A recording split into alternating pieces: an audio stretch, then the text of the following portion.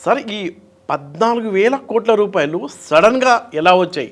నేను అడగడం కాదు, ఈసీ ఏపీ ప్రభుత్వాన్ని అడుగుతుంది. అంటే ఈ 14,000 కోట్ల రూపాయలకు సంబంధించిన రచ్చ ఇప్పుడు జరుగుతుంది. ఇప్పుడు ఆపద్ధర్మ ముఖ్యమంత్రిగా ఉన్న జగన్మోహన్ రెడ్డి ఈసీతో దాగుడు మూతలు ఆడుతున్నారు అనుకోవచ్చా? అంటే ఆంధ్రప్రదేశ్ రాజకీయం అనేది ఎలక్షన్ల దగ్గరికి వచ్చే కొద్దీ రోజు రోజుకి రసవత్తరంగా మారుతుంది. మనం చూస్తున్నాం ఎన్ని ట్విస్టులు తీసుకుంటుంది అనేటువంటి. ఓకే, ప్రతి పార్టీ రెండో పార్టీ మీద పైచేయి సాధించడం కోసంగా కూటమి ఒక పక్కన, వైఎస్ఆర్సీపీ ఒక పక్కన మోహరించి వాళ్ళ వ్యూహాలని అమలు చేస్తూ వస్తున్నారు. అయితే ఆశ్చర్యకరంగా ఈ మధ్య వచ్చినటువంటిది ఏంటంటే 14,000 కోట్ల రూపాయల నిధులు మేము ప్రజలకి పంపిణీ చేయడానికి మీరు మాకు పర్మిషన్ ఇవ్వాల్సిందని ఈసీని 3-4 రోజుల క్రితం లెటర్ రాశారు. రాసిన వెంటనే జనరల్గానే ఎలక్షన్ కోడ్ అమల్లో ఉన్నప్పుడు ఆన్గోయింగ్ స్కీమ్స్ ఏవైతే ఉన్నాయో, అంటే అప్పుడు కరెక్ట్గా ఆ టైంలో ఇవ్వాల్సినటువంటి వాటిని ఇవ్వటానికి తనకున్నటువంటి విచక్షణ అధికారంతో ఈసీ పర్మిషన్ ఇవ్వచ్చు. అవును, మనం తెలంగాణలో కూడా చూసాం. రైతు భరోసా ముందు వద్దన్నారు, తర్వాత ఇమ్మన్నారు, తర్వాత మళ్ళీ ఆపేశారు. సో ఈ ఎలక్షన్ జరిగిన నాళ్ళు, కోడ్ అమల్లో ఉన్న నాళ్ళు ఎలక్షన్ కమిషనర్ అనేటువంటిది సుప్రీం. అవును, వాటి ఆదేశాలను పాటించాల్సిందే. అయితే వీళ్ళు ఆపండి, మీరు ఎలక్షన్ అయ్యే వరకు మీరు ఆపాల్సిందే అని చెప్పేసి ఎప్పుడైతే వాళ్ళు ఉత్తర్వులు ఇచ్చారో, వీళ్ళు ఏమన్నారంటే మాకు ఎప్పుడో అవి శాంక్షన్ అయినటువంటి నిధులు, అవును, మేము కనుక ఇవ్వకపోతే ఆ నిధులు మురిగిపోయేటువంటి అవకాశం ఉంది కాబట్టి మీరు మాకు పర్మిషన్ ఇవ్వండి అన్నారు. మళ్ళీ దాన్ని కూడా కన్సిడర్ చేసి ఈసీ ఏం చేసిందంటే, సరే మీరు అంతగా చెప్తున్నారు కాబట్టి ఓకే, జూన్ 6వ తారీఖు ఏదైతే ఉందో ఎలక్షన్ కోడ్ ముగిసే వరకు ఆగకుండా మే 13వ తారీఖు ఎలక్షన్ అయిపోయిన తర్వాత 14వ తారీఖే మీరు రిలీజ్ చేసుకోండి అని చెప్పేసి అని ఉత్తర్వులు ఇవ్వడం జరిగింది. ఓకే, అంటే ప్రజలకు అటు ఇబ్బంది లేకుండా, ఇటు ఎలక్షన్ కోడ్ కూడా ఉల్లంఘించినట్టు కాకుండా మధ్య మార్గంగా ఒక దీన్ని సూచించడం జరిగింది, పరిష్కారం పెట్టారు.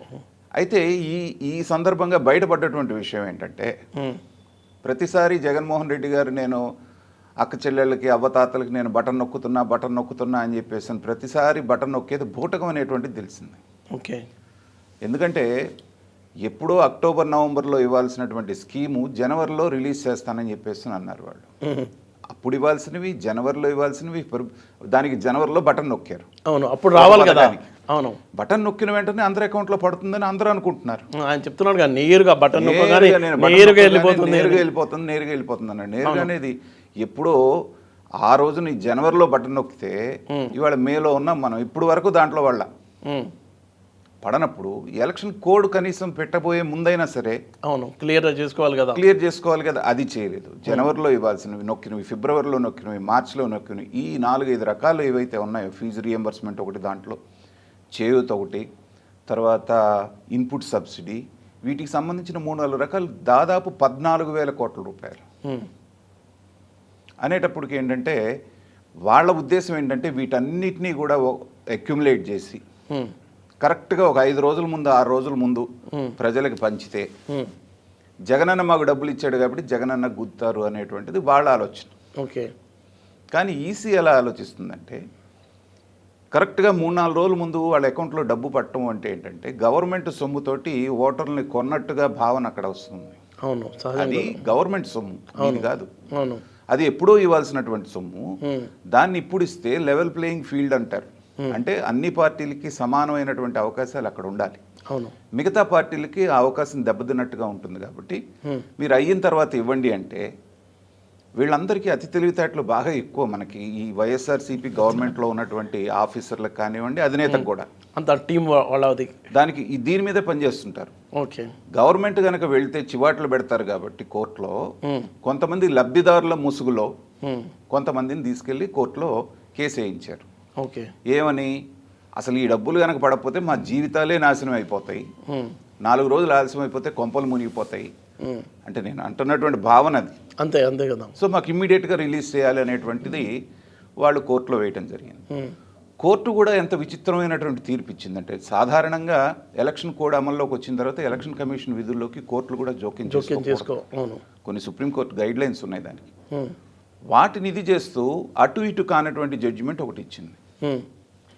10వ తారీఖు ఒక్కరోజు మాత్రం ఈసీ ఆదేశాలను మేము పక్కన పెడుతున్నాము. ఓకే.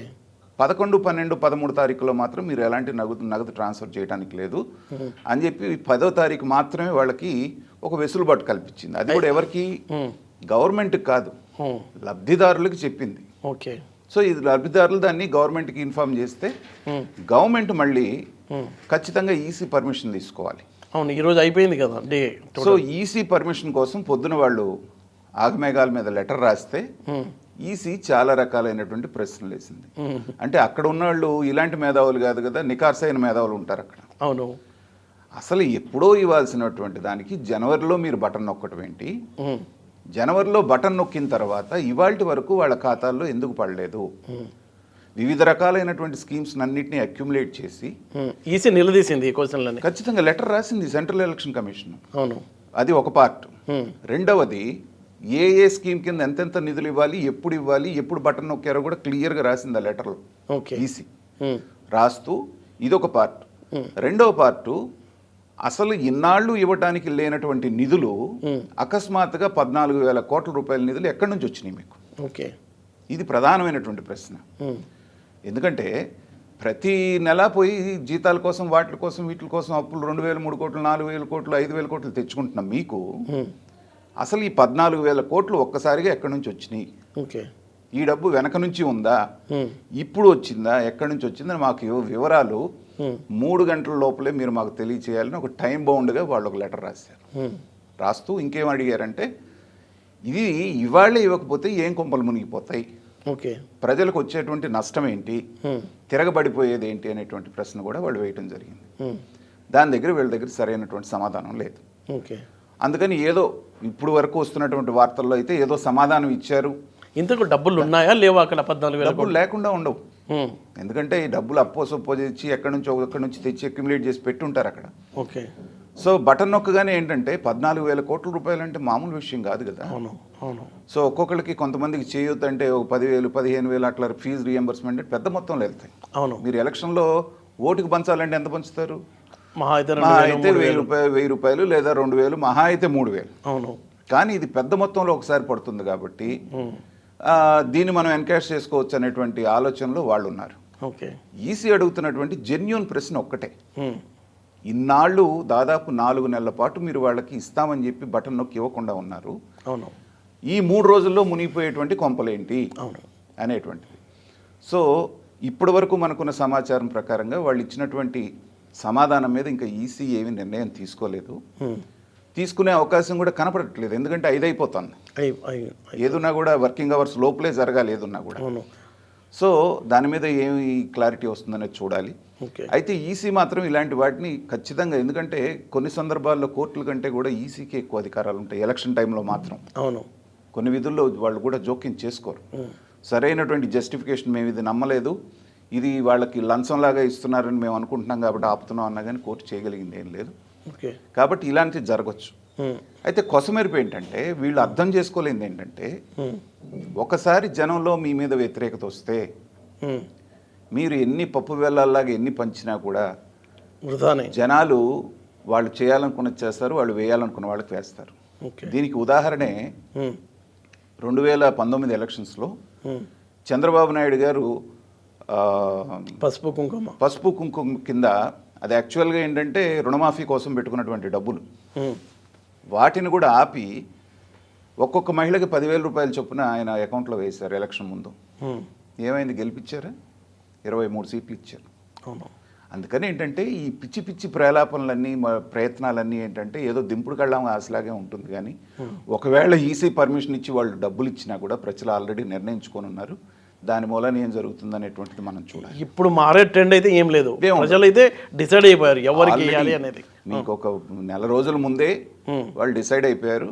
మన వాళ్ళ మేనిఫెస్టో తర్వాత ల్యాండ్ టైటిలింగ్ యాక్ట్ వచ్చిన తర్వాత ఇంకా బాగా నిర్ణయించుకున్నారు ఎవరికి ఓటు వేయాలి, ఎవరికి వేయకూడదు అనేటువంటిది.